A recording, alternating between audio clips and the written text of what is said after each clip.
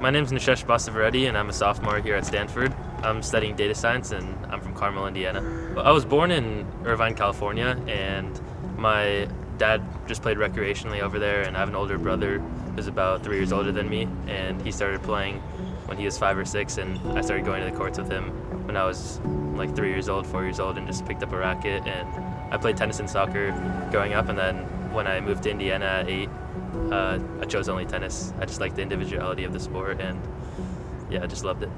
Thought of going pro first. I always wanted to take the college route, and when I first started looking at colleges, I looked at a bunch of colleges around the nation, and Stanford was always at the top of my list.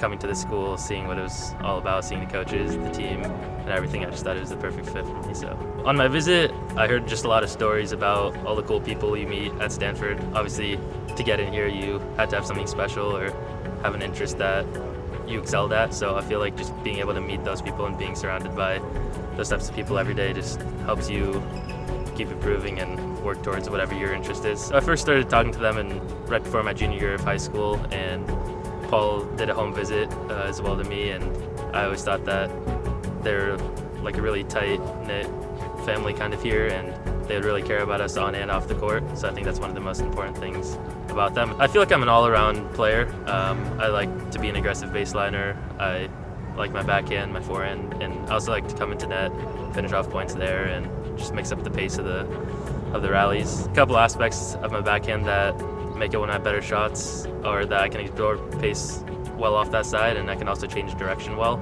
And I feel like that makes it tough for opponents to read where I'm going with it. I won the Junior US Open doubles title with Ozan Barish, who plays at Michigan State now, and it was a great experience. I played 3 of the 4 junior slams that year.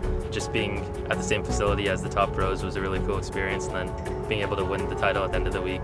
Coming into the fall, I didn't really have any expectations in my freshman year, and then I went to Tulsa. I was just kind of enjoying my first college tournament, and I had a couple of good wins there, and I just felt like my game was progressing already just in a month at school. So I played a couple more challengers in the fall, and I reached my first challenger quarterfinal in Tiburon, and then my first final in Fairfield, and that moved my ranking up to 450 or so, and now I feel like it just helps me believe that I can make it higher one day.